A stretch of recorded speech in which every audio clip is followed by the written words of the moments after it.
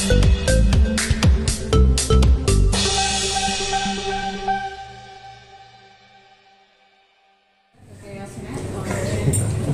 bang. Iya. Tanya lagi Siapa dulu? Tanya lu. Ini kan dokter sering buat review produk ya, katanya itu dilarang demi keuntungan pribadi. Secara hukum itu gimana sih bang? Mungkin apakah ada undang-undangnya atau gimana? Baik, dapat kami jelaskan terhadap pernyataan overclaim itu sebenarnya dalam ketentuan peraturan BPOM tidak ada. Yang ada adalah tentang bagaimana kosmetik itu menyatakan klaim diatur dalam peraturan BPOM nomor 3 tahun 2022 di bab 3 sampai dengan bab 5.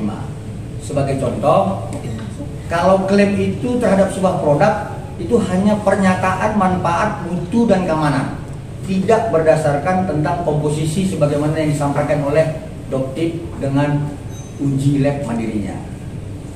Kira begitu.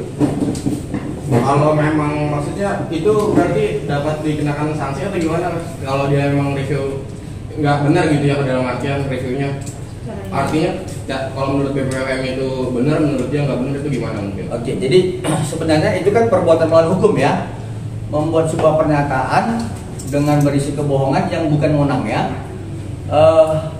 Ini hanya pendapat sementara ya. Sebelum ini dilakukan sebuah laporan untuk mengarah kepada penyelidikan. Bisa tidak kenakan dalam pasal 390 Kitab Undang-Undang Hukum Pidana. Kemudian bisa juga di dalam pasal 28 ayat 1 Undang-Undang ITE. Bisa juga di dalam Undang-Undang 30 tahun 2000 tentang perdagangan yang tidak sehat. Seperti itu dia. Terkait Dr. Andreas bang yang melaporkan dokter di Polda itu apa?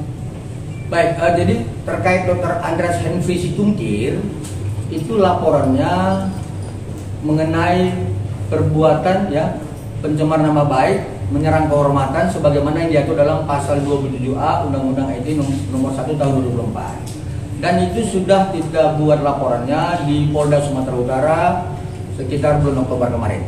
Dan sekarang sudah dalam tahapan sidik. Ya, jadi kalau dalam tahapan sidik, mohon maaf saya tidak bisa bicara. Itu kewenangan penyidik ya, teman-teman ya. Sudah ada pemanggilan terhadap dokter sendiri dari laporan dokter? Sudah. Dan itu pengakuan beliau itu di konten dia sendiri ya, bukan saya yang menyampaikan, konten dia di TikTok. Ya. Pasal yang disampaikan apa? Pasal 27A. Terkait menyerang kehormatan. Profesi atau apa? Maksudnya profesi? Kan menyerang kehormatan nih. Ya profesinya. Ini udah masuk materi pokok ini. Enggak. Itu jadi apa ya? Dikat ya. Ada lagi? Oke, tapi sejauh ini dokternya sudah hadir belum Pak ke Polda? Sampai dengan sekarang berdasarkan keterangan penyidik dia belum hadir. Rasakan? Tidak kenal. Saya tanya penyidik dong. Untuk alat bukti sendiri, Dr. Andreas Sudah. Sebagaimana pasal 184 KUHP kita sudah lengkapi itu di penyidik. Makanya kalau udah tahu bang, alat buktinya bang buat ini. apakah dari screenshotan atau mungkin dari chat atau dari video Nah yang ini dia, kalau profesi ini mohon maaf ya, itu kewenangan penyidik ya. Kalau dulu masih barang bukti, bolehlah kita bicara. Ini sudah dalam bukti ya.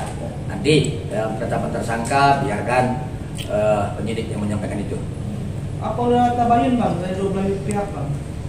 Saya bingung bagaimana tabayun antara akun dengan manusia gitu. Karena kan Dr. Hendra Situngkir ini kan manusia dengan profesi dokter. Doktif ini kan akun, bagaimana kita buat tabayun? Ya, tapi kalau soal kemudian Polrestabes Medan, ya kemarin kan LP di Polda Sumut ya, tapi dilimpahkan ke Polrestabes Medan. Kalau kemudian sudah ada komunikasi dan sebagainya, saya tidak tahu. Tapi yang saya ketahui adalah klien kami adalah manusia yang berprofesi dokter, dan kemudian Doktif inilah akun yang tidak bisa kita bicara secara nyata.